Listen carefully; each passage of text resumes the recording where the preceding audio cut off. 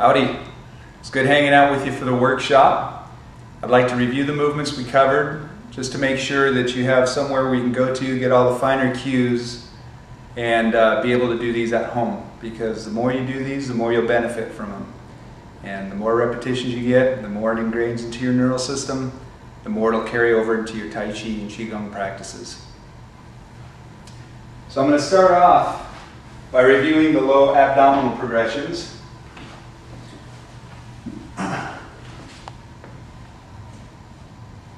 So the first movement, the supported heel slide.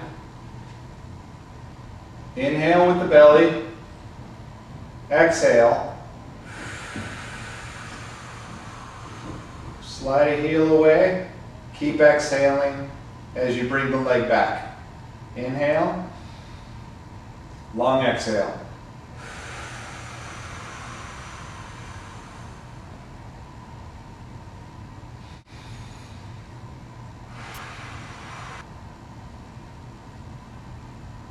The idea is to support your pelvis, use abdomen, so your pelvis doesn't rock around at all. We're not doing that by pressing your lower back against the floor. We're doing it by leaving your spine in a neutral position and using the abdomen to support. The next progression is the unsupported march. Inhale. Exhale.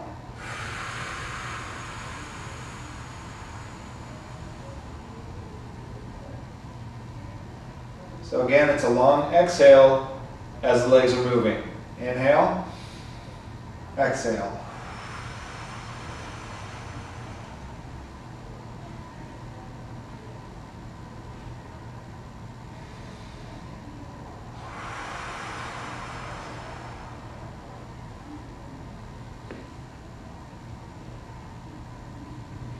Do one set of 10 to 15 reps, leading with one leg, and then do the second set, 10 to 15 reps, leading with the opposite leg.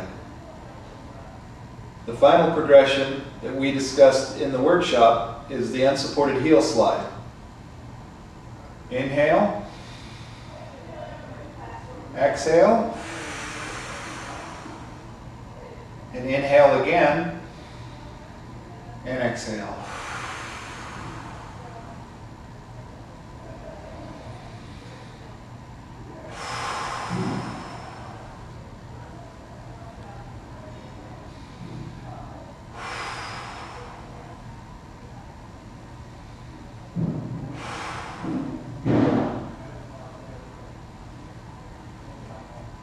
Once again, the idea is to use your abdomen by pulling the abdomen in toward the spine and lifting up with your pelvic floor and supporting from the front rather than trying to compress through the lower back. So in reviewing what we talked about thoracic mobility in the workshop, you're in this position, you don't have much support for your shoulders. You don't have your shoulder joint aligned with your skeleton to be able to hold a good strong position and be gentle on your shoulder joint. It's also much better on your neck. If you're here, that pinches in on the neck, whereas if you're here, helps bring length to the neck. And it's also much better for your lower back, as the tendency to be here usually creates more of a lordosis or arcing of the lumbar spine here. So lots of reasons to want to have a nice, mobile, strong thoracic spine. So first we'll do an exercise for being mobile through that thoracic spine. So if you lie down onto your side, your hips and knees are bent 90 degrees. Let your head relax on the floor, or you might get a firm pillow to lie your head onto. And it's just rotating and coming back. Note that I'm not trying to push into the rotation. I'm just allowing my spine to go as far as it'll go, and then I bring it back. If you can't keep the movement gently moving, And I emphasize gently. You'll find that as you keep doing the repetitions, you're going to get more and more range of motion out of it. The purpose is not to reach your arm to the floor back here.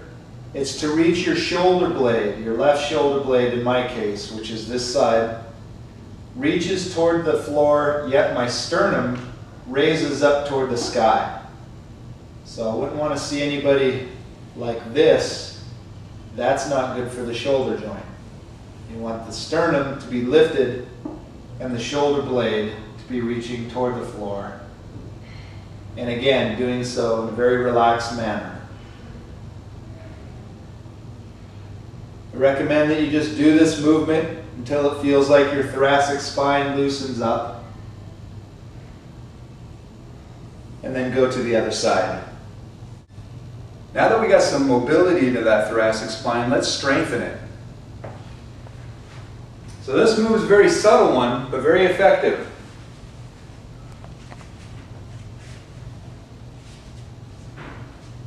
So if you start with your hands stacked on top of each other and put your forehead on top of your hands, the idea is to weight your skeleton into the floor, especially your sternum. If you press your skeleton and your sternum into the floor, that's going to give you the leverage to lift your head and arms up. What I don't want to see out of this exercise is this.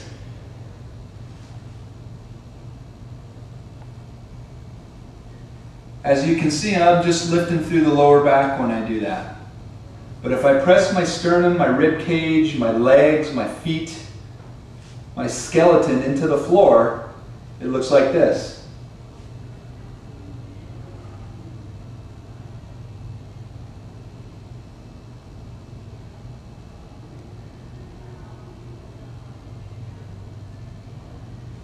It makes the movement much smaller, but that's what gets us where we want to be, which is in that thoracic spine.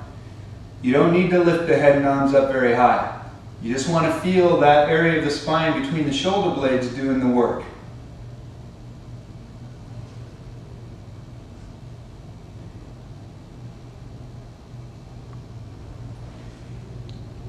If you feel like your legs are lifting up, then you just want to press your legs tighter into the floor. So another exercise to get into that thoracic area for strength is called a prone overhead reach. Pinkies are on the floor. As I reach overhead, I'm going to exhale and lift my abdomen off the floor. I want to be really clear that when I lift my abdomen, it doesn't look like this. That's my hips. You won't be able to see it, probably.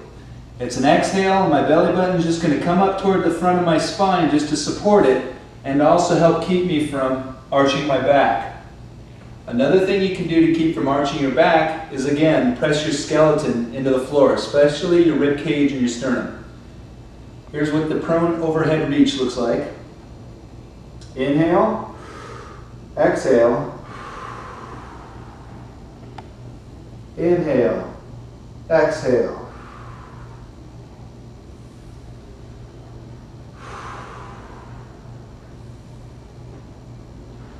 If you want to make the movement more difficult, you can pick your pinkies off the floor just a little bit, but be sure not to do it by arching your lower back. So here's what that would look like.